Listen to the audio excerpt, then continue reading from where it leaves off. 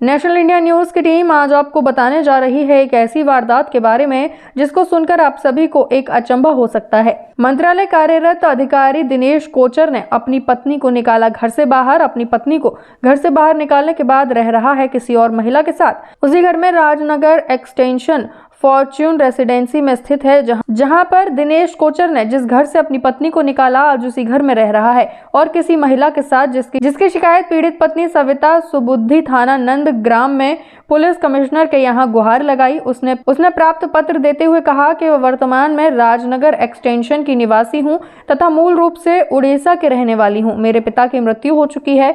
मेरी माता बुजुर्ग हैं, उम्र लगभग 80 वर्ष है। मेरी शादी 9/6/2020 में हो गई थी।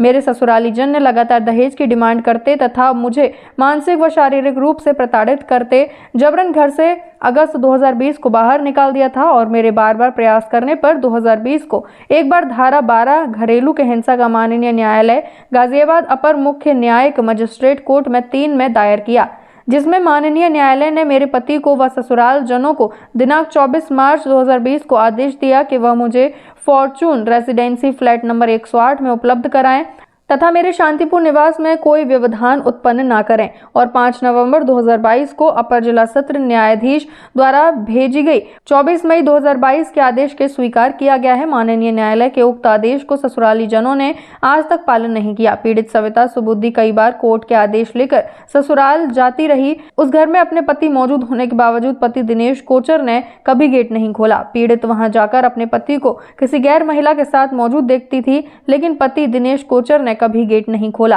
पीड़ित पुलिस के साथ भी फॉर्च्यून रेसिडेंसी पुलिस के साथ भी गई, लेकिन दिनेश कोचर पुलिसकर्मी को और अपनी पत्नी को गृह मंत्रालय की धमकी देते हुए गेट नहीं खोला। अब देखना यह है कि क्या आखिर पीड़ित सविता सुबुद्धि को मदद मिलेगी, क्या मिलेगा उनको उनका हक, क्या मिलेगा उनको उनका घर। देखिए हमारे साथ इस न्यूज में। आइए सुनाते हैं आपको पीड़ित सविता सुबुद्धि का मुंह जुबानी, आखिर कितनी परेशान और क्या क्या हुआ है उनके साथ। देखिए हमारे साथ इस न्यूज में, लेकर चलते हैं आपको सविता सुबुद्धि जी से रूबरू। यही हेल्प चाहती हूँ, योगी सरकार से मैं रिक्वेस्ट करती हूँ, मैं योगी सरकार से हाथ जोड़ के पूरे प्रशासन से रिक्वेस्ट करती हूँ कि मेरे पास कोर्ट का आदेश है 24/5/2022 से लेकर के 5/11/2022 में भी दूसरा आदेश प्राप्त हुआ है। अभी तक मैं घर इधर उधर भटक रही हूँ, दर भटक रही हूँ। एक लड़की इतनी स्ट्रगल करके कोर्ट का आदेश भी प्राप्त करती है, उसके बाद भी उसको जो है घर में रहने के लिए नहीं दिया जाता है। और जहाँ पर उसका पति जो है दिनेश कोचर जो है एक मंत्रालय में सेक्शन ऑफिसर के होने के वजह से वो हमेशा पुलिस को, मुझे और मेरे को जो सपोर्ट करने आते हैं उन सभी लोगों को मंत्रालय की हमेशा धमकी देते हैं कि मंत्रालय में हूँ और मेरा कोई कुछ बिगाड़ नहीं सकता। और जिस तरीके की वो धमकी देते हैं उसकी भी वीडियो मेरे पास मौजूद है और मैं चाहे तो मीडिया को मैं दिखा सकती हूँ। और मीडिया के द्वारा मेरा ये रिक्वेस्ट, मैं पिछले 2 साल से इतना स्ट्रगल कर चुकी हूँ और मैं मीडिया में कभी गई नहीं थी, लेकिन आज मेरे पास कोर्ट का आदेश आने के बावजूद मुझे घर में एंट्री नहीं मिला, इसलिए मैं मजबूर होकर इस परिस्थिति में मैं मीडिया के सामने आई हूँ।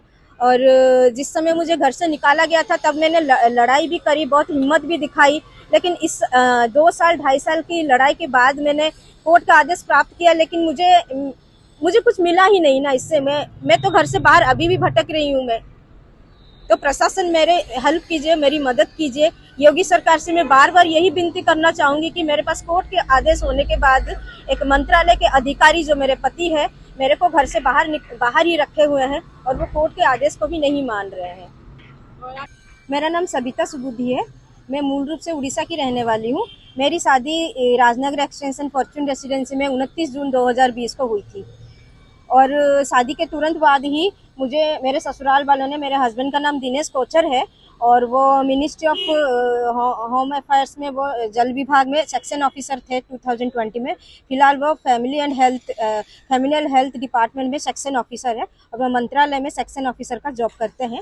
और 2020 में मेरी शादी हुई थी और शादी के 2-4 दिन बाद ही उन्होंने मेरे को दहेज की डिमांड करना शुरू कर दिया और मेरे साथ बहुत प्रताड़ित किया मुझे और मेरे ऊपर दबाव बनाया कि मैं उनको गाड़ी दूँ और बहुत सारी चीज़ों की उनकी डिमांड थी और मैंने उनकी अत्यधिक डिमांड को पूरा करने के लिए जब मैंने विरोध किया और मैंने जब दहेज का विरोध किया तो मेरे पति ने मुझे साफ साफ लफ्ज़ों में ये बोल दिया, अगर तुम मुझे गाड़ी नहीं दे सकती, अगर तुम मुझे मेरी डिमांड पूरा नहीं कर सकती तो तुम्हारे लिए ये घर के दरवाजे क्लोज हो जाएंगे और सारे रिश्ते बंद हो जाएंगे। जिसकी मेरे पास वीडियो भी मौजूद है जहाँ पर मेरे हस्बैंड जो है कि पैसे नहीं दे सकती तो इस घर से जाने के लिए मुझे बोला जाता है। और उसके बाद जो है कि मैं महिला थाने में भी हमारी काउंसलिंग होती है, उस काउंसलिंग के दौरान भी पति को यही बोला जाता है कि पत्नी को घर में रखा जाए, लेकिन वो काउंसलर की भी बात भी नहीं सुनते हैं और मेरे बार बार आने के बावजूद भी घर का दरवाज़ा मेरे लिए नहीं खुलता है। और इसी वजह से मैं मजबूर होकर जो है मुझे SCJM कोर्ट 3 न्यायालय में मुझे एक सेक्शन 12 का आदेश डालना पड़ता है घरेलू हिंसा का, जिसमें मैं घर में रहने के लिए मैंने हस्बैंड हमेशा मेरे खिलाफ कार्रवाई करने की पूरी कोशिश की है, लेकिन मेरे खिलाफ कोई कार्रवाई वो कर नहीं पाए हैं। जैसे मेरी सहेली भी आई थी तो सहेली के खिलाफ भी करने की कोशिश की थी, लेकिन अभी तक हमारे ऊपर वो कोई कार्रवाई नहीं, क्योंकि हमारी कोई गलती नहीं है। ये मेरा घर है तो मैं यहाँ पे बार बार आ सकती हूँ, ये मेरा अधिकार है और ये जो लड़ाई है एक मेरे अधिकार की है। और दूसरी चीज़ जो है कि मैं लड़ते लड़ते इतनी थक चुकी हूँ, इतनी स्टेजेस मैंने फेस किया है, समाज को मैंने फेस किया है, समाज ने मेरे ऊपर उंगली भी उठाई, बहुत सारे लोगों ने मुझे गलत नज़रिए से भी देखा, बहुत सारी चीज़ें मैंने फेस कर करके मैं ये समझ पा रही हूँ अब मेरी ये जो लड़ाई है दहेज के विरुद्ध की लड़ाई है। मेरे जैसे कितने लड़कियां मेरी तरह सड़कों पे ऐसे घूम रही है और सिर्फ पैसे के लिए मुझे घर से निकाल दिया गया, एक रोड पे मुझे फेंक दिया गया सिर्फ एक जोड़ी कपड़े में। और मुझे ये मेरे पति मुझे बोलते हैं कि तुम तो नौकरी करते हो और तुम्हें ज़रूरत क्या है। अगर मैं नौकरी करती हूँ तो मैं बस यही पूछना चाहती हूँ कि क्या लड़की कोई सामान है, कोई यूज़ करने की वस्तु है जो उसको निकाल के तुम रोड पे फेंक दिए जाते हो क्योंकि वो नौकरी करती है। अगर मैं नौकरी कर रही हूँ तो मेरे को क्या न्याय नहीं मिलेगा? मैं जस्टिस चाहती हूँ और मैं न्याय चाहती हूँ और अपने ससुराल में रहना चाहती हूँ और इस कोर्ट के आदेश के अनुसार मुझे घर में रहना है, यहाँ पे रह सकती हूँ। उस आदेश को लेके मैं यहाँ पे बार बार आती हूँ।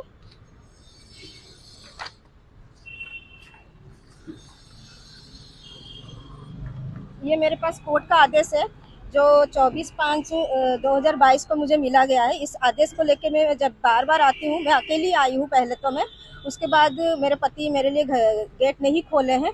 और उस समय मैं अपनी एक सहेली पूनम डोगरा के साथ रह रही थी और मुझे पूनम ने ये समझाया कि आपसे समझौता करने के लिए हम लोग 10 जुलाई 2022 को इसी कोर्ट के आदेश को लेके जब हम आते हैं तो मेरे पति जो है कि घर के अंदर पाए जाते हैं और उस समय वो किसी अन्य महिला नमिता शर्मा के साथ जो है अंडरगारमेंट्स में पाए जाते हैं। और उसने वहाँ पर मेरे पति और नमिता शर्मा दोनों लोग मुझे मार पिटाई करके मुझे घर से बाहर फेंक देते हैं और मेरी जो सहेली है उसको बंधक बनाकर उसके साथ अश्लील हरकतें किया जाता है, जिसकी कुछ मैं फ़ोटोग्राफ दिखाना चाहूँगी कि जैसे कि ये मेरे पति है और ये नमिता शर्मा है जो घर के अंदर मौजूद थे 10 जुलाई 2022 को। ये मुझे जो है घर से घसीटते हुए की फ़ोटोग्राफ से, और ये मेरे हस्बैंड हैं दिनेश कोचर है और ये जो है कि मेरे को मारते हुए मेरे पति अंडरगारमेंट्स में यहाँ पे दिखाए जाते हैं। और ये नमिता शर्मा है, वो मेरी सहेली पूनम मुझे बचाने की कोशिश करती है और मुझे घर से बाहर निकाल दिया जाता है। उसके बाद मेरे सहेली को जो है बंधक भी बना दिया जाता है और जिसकी वीडियो भी मेरे पास मौजूद है और वह वीडियो भी मैं आपको दे सकती हूँ। कभी मैं भाई के घर में रहती हूँ तो कभी मैं अपनी सहेली के घर में रहती हूँ, ऐसे मुझे इधर उधर रहना पड़ रहा है। मैं अपना कर रही हूँ, इसी वजह से मेरे को घर रहने के लिए का आदेश मैंने कोर्ट में मांगा था, जो कोर्ट ने मुझे जो है मेरे लिए मंजूर कर दी गई है। इस आदेश के 24/5 के बाद भी मेरे पति कोर्ट में अपील करते हैं कि इस आदेश को खंडित किया जाए, तब भी मुझे दूसरा आदेश 5/11/2022 को मिलता है और उस आदेश में भी मेरी 24/5/2022 आदेश को स्वीकार किया जाता है और ये लिखा जाता है कि अगर यहाँ पे कक्ष ना उपलब्ध होने की स्थिति में वो मुझे रेंट पे रखेंगे। लेकिन हस्बैंड का घर कहाँ पे है? यहाँ पे रहना चाहते हैं? मेरे हस्बैंड का घर यही है, फॉर्चून रेसिडेंसी में, F108 है, फॉर्चून रेसिडेंसी में ये मेरे हस्बैंड का घर है।